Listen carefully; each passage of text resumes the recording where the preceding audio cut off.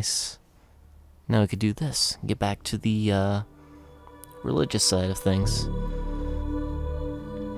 You've started to look at churches differently since your last encounter with Benoit. You're not sure what happened inside, but it was unavoidably real. You felt it. When Benoit mentioned that being in the presence of Father Anthony's faith would eventually kill someone like you, an undead being, you believed him. It doesn't seem to be very common, though. In New York, you pass thousands of people every night. None of them have made you feel so afraid and insignificant. If you were to encounter someone like Father Anthony at the subway or nightclub, you would know.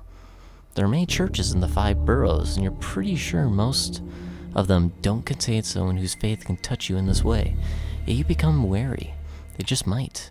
Still, tonight the cathedral looks as before. A striking landmark acting as a symbol of faith for people who have no idea that vampires exist in their midst. For them, questions of faith and myth are theoretical or philosophical. For you, those same questions suddenly define the meaning of your new existence.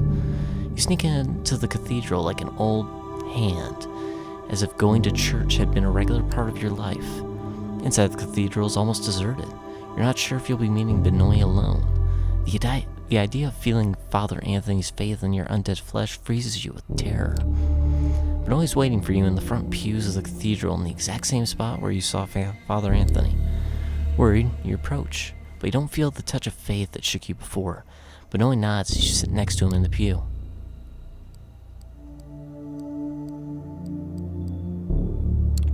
Aren't you worried about meeting here? What if your friend the priest returns? Don't worry, he's not here tonight. You've had some time to think. I'm guessing you found the touch of Father Anthony's faith hard to ignore. For most people, God's presence is a question of faith. When I talk with Father Anthony, it feels like proof. Benoit is fervent, intense as he speaks. It's clear these questions have consumed his existence. Perhaps they'll consume yours too.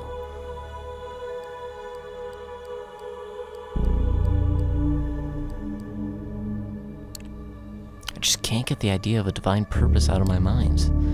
I know how that feels. It's clear we're here for a reason, but why? Benoit looks around reflexively to make sure nobody's listening. There are only a few people in the enormous cathedral, and they don't seem to be interested in 2 loners murmuring to each other in the front pew. It might seem like ancient history, things that happened thousands of years ago, but time works differently for our kind. If the stories are true, there are Methuselahs still in existence who walked the earth when Jesus was alive. The only problem is that old vampires lie. They adjust history to suit their egos.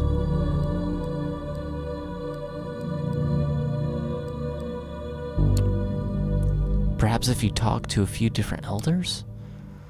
They're not very forthcoming, unfortunately. We're left to piece these stories together on our own.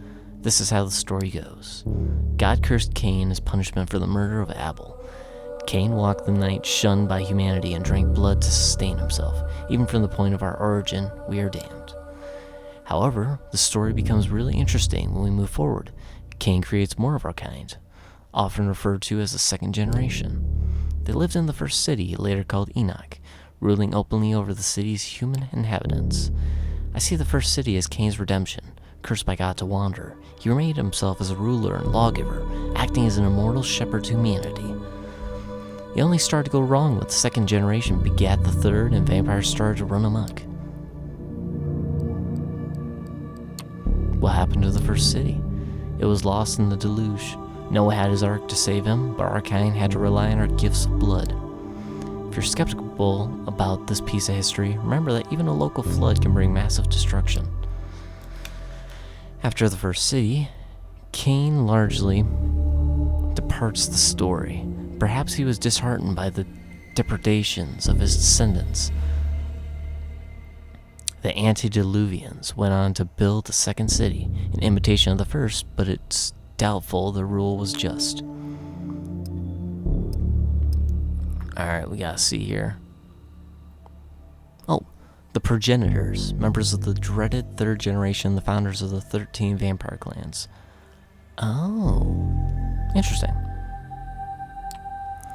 There are people moving in the cathedral, and both you and Benoit have made sure none get close enough to hear you talk.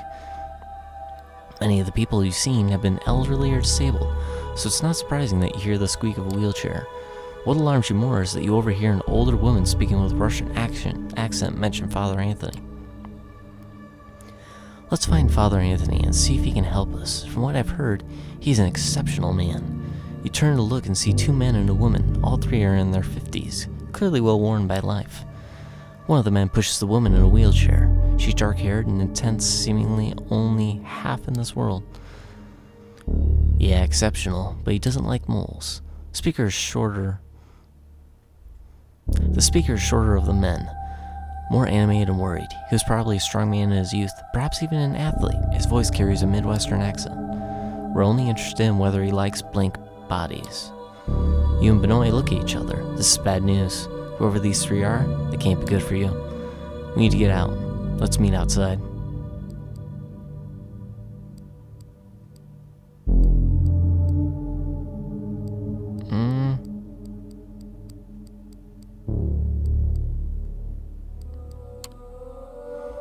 Better not to call attention to her yourself. You decide to move to the side of the cathedral and pretend to pray at an altar. You walk casually towards the side, away from the three approaching mortals. You feel their eyes boring into your back, but you force yourself to be cool. Benoit is nowhere to be seen. You blinked and he disappeared in a burst of speed. You're worried it was too conspicuous, but maybe the mortals missed it. You pretend to admire the architecture for a while before glancing back at the trio. They've settled at the exact spot you just occupied, apparently waiting for something and conversing in hushed tones. Once you're sure their attention is elsewhere, you start walking briskly down the side aisle towards the exit. That was a close call. Who were those three? Did you recognize them? I might have. I'm not sure. There's talk of a few tenacious vampire hunters living in the city. One of them is supposed to be a woman in a wheelchair.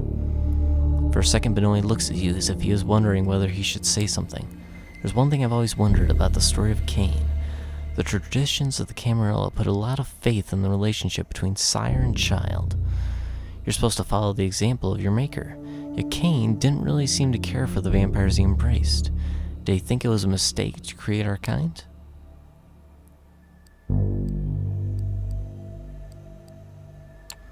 My sire left me. Is that common among the kindred? Yes, unfortunately. The kindred are selfish and cruel. You know, I'm Sophie's child and you're her protege. It's amazing that we share an appreciation for the mythologies of our kind, considering Sophie is little interested in questions of the faith, of the spirit. You stare at Benoit. You knew there was something he wasn't telling you, but in all the talk about Cain and the first city, you forgot about it. Now the question is, what does this mean? Interesting that he's a child of Sophie. Does Sophie know her child is talking to you? Probably not. Don't hold it against me, but I admit, finding some pleasure in seeing you suffer the effects of Father Anthony's faith. I suppose that's the demon in me.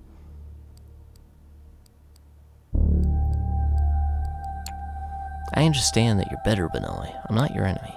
I'm sorry, I know that. It's just that sometimes I get too tempted by sin. You know, we should meet again. We've talked so much about myth, but maybe that's cowardly when the reality of faith is right in front of us. I'll introduce you to Father Anthony. You nod, unsure whether that's a good idea. Benoit walks away and you follow his example, not wanting to hang around the cathedral any longer.